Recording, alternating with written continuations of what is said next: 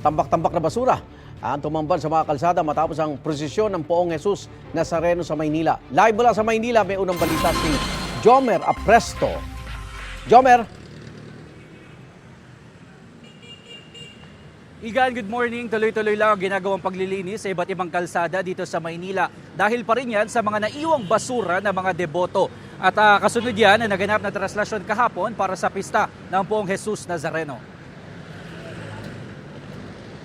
Ganito karaming basura ang naiwan ng mga deboto ng Poong Jesus Nazareno na sumama sa traslasyon kahapon sa Maynila. Kahit saan ka lumingon sa bahaging ito ng Legarda, mayroong mga nakakalat na basura. Naging tambakan naman ang bahaging ito ng Plaza del Carmen na katapat lang ng San Sebastian Church kung saan ginanap ang padungaw sa Nazareno. Sabi ng ilang deboto tulad ni Perlin, hindi raw talaga may iwasan ang pagkakalat lalo sa mga ganitong sitwasyon. Pero dapat daw umaksyon para makatulong sa pagbabawas ng kalat. Sa tingin ko, kailangan ng mga tao na gagawin yung kalat, tanggalin nila pagkatapos. Yun po ang dapat. Para naman kay Jeffrey, ako po, inuwi ko po yung akin. Para ako kahit konting kalat, mas-save. Nakita ko rin po, wala rin po masyadong lalagyanan ng mga basurahan. naabutan ng GMA Integrated News ang bagong taga-kolekta ng basura sa lungsod. Wala raw patid ang kanilang paghakot ng basura ayon sa Department of Public Service ng Maynila. Katuwang nila sa paglilinis sa mga dinaanan ng traslasyon ang mga tauhan ng MMDA, DPWH at iba pang volunteer. Habang umaandar ang andas, meron na pong sumusunod na mga naghahakot. Pipilitin po namin matapos bago pumutok ang araw. Ang ilang residente naman, sinamantala ang mga basura para ikalakal. Tulad ni alias Mike na naabutan pa namin na naghahanap ng mga bote at karton.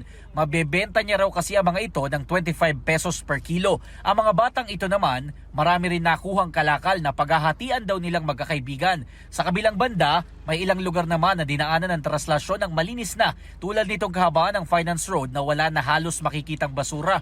Gayun din ang kahabaan ng P. Burgos at Quirino Grandstand kung saan ginanap ang pahalik sa Poong Jesus Nazareno. Sana po sa susunod na taon magkaroon po tayo ng konting disiplina.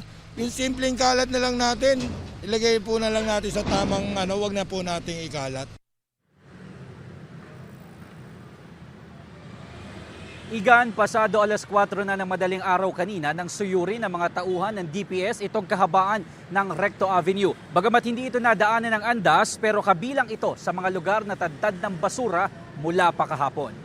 At yan ang unang balita mula dito sa Maynila. Ako po si Jomer Apresto para sa GMA Integrated News. Igan, mauna ka sa mga balita, mag-subscribe na sa GMA Integrated News sa YouTube para sa iba't ibang ulat sa ating bansa.